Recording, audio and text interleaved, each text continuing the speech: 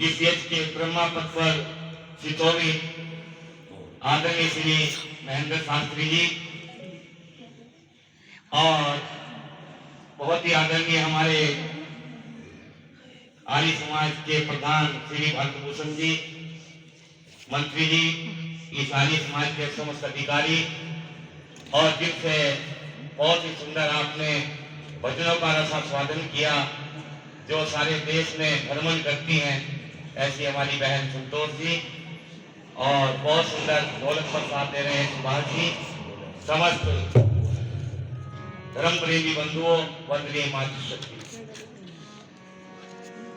बहुत सुंदर ढंग से आपने ये किया। और इसके बाद में ये सत्संग का कार्यक्रम चल रहा है मकर संक्रांति के उपलक्ष्य में। सबको बहुत बहुत शुभकामनाएं, बहुत बहुत बधाई। आइए थोड़ी सी चर्चा, क्योंकि कहते हैं कि हमारे जीवन में अगर हम सत्संग में कहीं जाते हैं तो वहां से भी हमें कुछ मिलता है, कुसंग में जाते हैं तो वहां से भी कुछ ना कुछ प्राप्त जरूर होता है। और सत्संग में जाते हैं तो क्या होता है कि कोई ना कोई अच्छाई हमारे जीवन में ऐसी आ जाती है जो हमारे जीवन को बदल देती है। और अगर कोई कुसंग में जाए तो वहां से भी कुछ प्राप्त होता है। और वहां से प्राप्त क्या होता है, कहते कोई ना कोई बुराई व्यक्ति के पल्ले ऐसी पड़ जाती है कि जो उसके जीवन को निरर्थक बना देती है, वो किसी काम का नहीं होता। इसलिए प्रयास रहे कि हम कुसंग से बचकर के सत्संग में जितना भी हो सके जाएं और अपने जीवन को पवित्र बनाएं, क्योंकि छोटी छोटी बातों से हमारा जीवन पवित्र बनता है। लोग तो कहते हैं ना, छोटी मोटी बातें छोड़ो, क्या रखा, पर क्या है, कोई बात अभी छोड़ो छोटी मोटी बात में। अब तो लोग कहते ही कुछ घर में भी कोई गलती हो जाती है, बोले बड़े शहर में छोटे छोटे हादसे होते रहते हैं, कौन पूछता है। लेकिन छोटी सी बात से व्यक्ति बहुत ऊपर पहुंच जाता है। हम जितने महान पुरुषों को देखते हैं, एक महर्षि दयानंद ने अमीचंद को एक छोटी सी तो बात कही थी, कोई ज्यादा बड़ा उपदेश दिया था क्या कि अमीचंद हो तो हीरे लेकिन कीचड़ में पड़े। बस छोटी सी बात थी कि जीवन बदल गया। रामायण को देखते हैं, रामायण काल में राज तिलक होने वाला है, लेकिन महाराज राम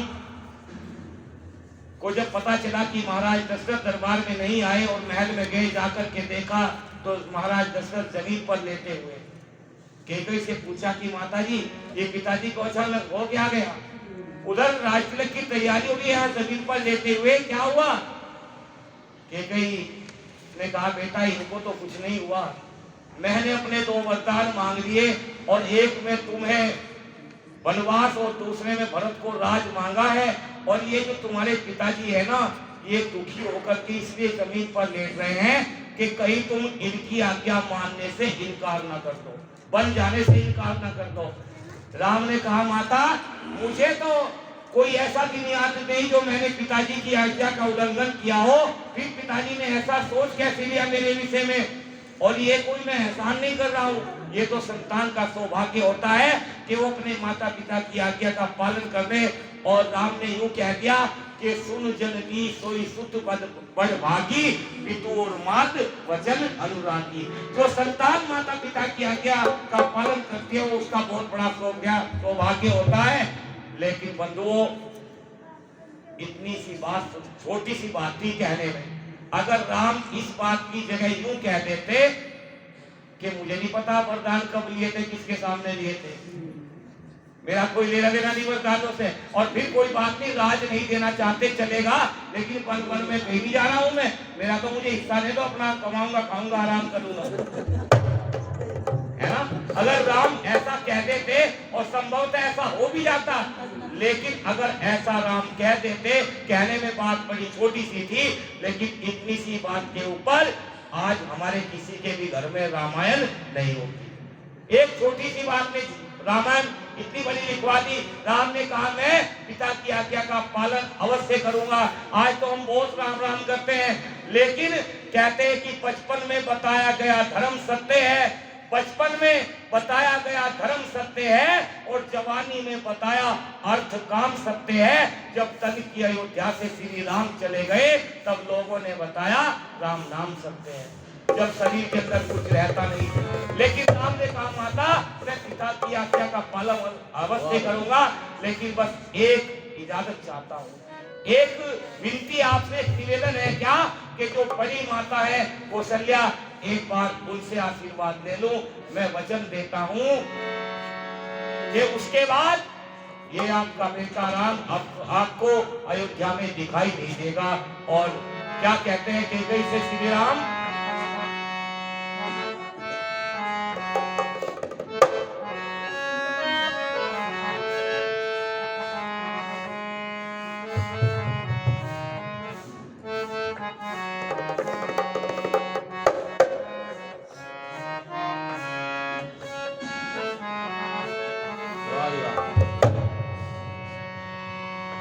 माती कौशल्या से जाकर मैं विदाई ले लूं। समझ में तो आ रहा ना आपको? माइक बनाया सही हो रहा नहीं।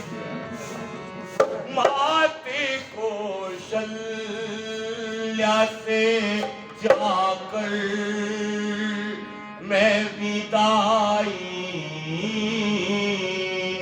ले लूं। फिर ये घर और नगर छोड़ चला जाऊंगा। मात कौशल्या से जाकर मैं विदाई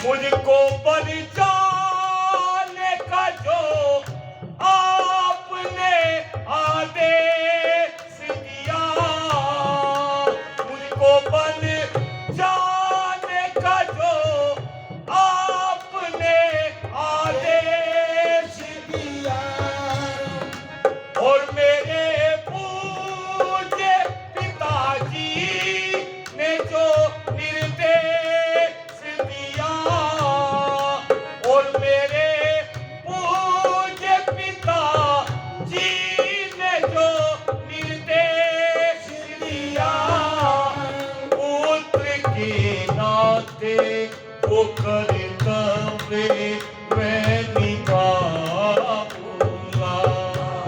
पुत्र के नाते वो कर्तव्य मैं निभाऊंगा। फिर ये घड़ी और नगरी छोड़ चला जाऊंगा। मात कौशल्या से जाकर मैं विदाई ले लूं।